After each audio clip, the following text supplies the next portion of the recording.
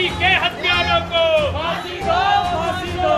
संगम बिहार की बेटी के हत्यारों को फांसी दो, फांसी दो। संगम बिहार की बेटी के हत्यारों को फांसी दो, फांसी दो। राबिया के हत्यारों को फांसी दो, फांसी दो। महिला सुरक्षा का जो मुद्दा है वो कांग्रेस बनाम सपा बनाम भाजपा नहीं है, ये एक लार्जर मुद्दा है और ये लार्जर मुद्दा चुनी हुई सरकार को ही इसका जवाब देना लेकिन रहेगा। सुप्रिया श्री ने महिलाएं अगर इतनी असुरक्षित हैं तो क्यों बीजेपी को वोट देती हैं?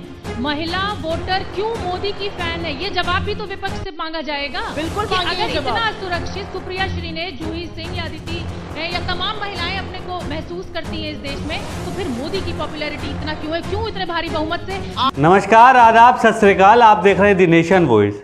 दिल्ली केवल भारत की ही राजधानी नहीं है, बल्कि वो रेप की भी राजधानी है, ऐसा कहा जाता है।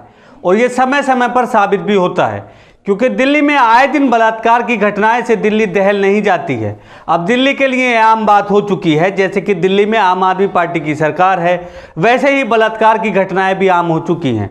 ना ही तो लोग अब इन घटनाओं पर शोर मचाते हैं और ना ही सरकार कोई ज़्यादा ध्यान देती है। हाल ही में जो मामला है वो दिल्ली के संगम विहार का है, जहाँ पर एक 21 वर्षीय लड़की दिल्ली डिफेंस पुलिस में काम करती थी। जो लड़की पिछले 4 महीने से दिल्ली के डिफेंस पुलिस में काम कर रही थी, वो उस सेवा के तहत एक डीएम साहब के साथ भी काम कर चुकी है। अब जब लड़की अपने घर समय पर नहीं पहुंची तो उसके माँ बाप उसके लिए चिंतित हुए। उन्होंने थाने में भी सूचना दी, साथ ही वहां पर भी वो पहुंचे जहां पर वो लड़की काम करती थी। लेकिन अपनी बेटी के बारे में कोई सूचना ना पाकर उसके माँ बाप की रात किस चिंता से कटी होगी, इसका आप अंदाजा लगा सकते हैं।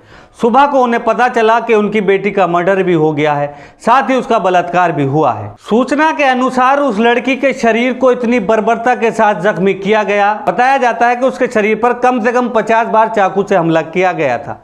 तो आप समझ सकते हैं कि शरीर को किस बर्बरता से जख्मी किया गया होगा। हालांकि इस मामले ने अभी तक मेन स्ट्रीम मीडिया में जगह नहीं बनाई है, लेकिन मामला संगीन है, क्योंकि मामला सीधा सीधा दिल्ली पुलिस से जुड़ा है।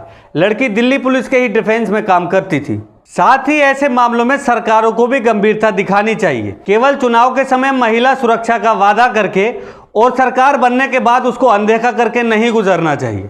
उनको गंभीरता से इस मुद्दे पर काम करना चाहिए। महिला सुरक्षा पर तरह तरह के प्रोग्राम करके या सेमिनार करके इन मुद्दों से नहीं निपटा जा सकता। एक सख्त कानून बनना चाहिए जिसमें जल्द से जल्द अपराधी को सजा दी जा सके। साथ ही सरकारों को चाहिए कि वह अपराधियों को ऐसे मामलों में संरक्षण देने से बचे और ऐसे मामलों को धर्म या जाति से जोड़कर भी नहीं देखा जाना चाहिए। ये केवल अपराध है जो न किसी धर्म में पाया जाना चाहिए और न किसी समाज का हिस्सा होना चाहिए। ऐसे अपराधों से केवल सख्ती से ही निपटना चाहिए, जिससे कि सरकारों की भी मिसाल दी जाए। ऐसा ना हो कि जैसे गंगा सफाई के नाम पर करोड़ों का माल इधर से उधर हो गया और आज तक गंगा वैसी की वैसी ही है। ठीक ऐसा ही मामला महिला सुरक्षा से भी जुड़ा है।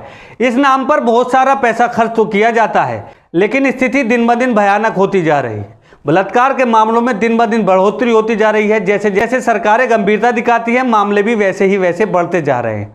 तो ऐसे मामलों में न्याय मिले या ना मिले, शायद सरकारों को भी इससे कोई खास फर्क नहीं पड़ता है।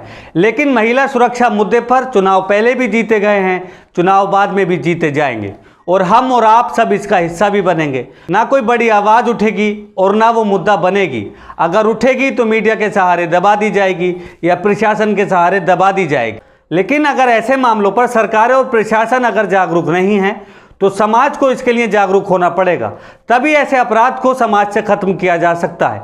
आप ऐसी और बहुत सारी खबरों के लिए देखते रहिए द नेशन वॉइस। हमारे चैनल को लाइक कीजिए, यूट्यूब पे हैं तो सब्सक्राइब कीजिए। धन्यवाद।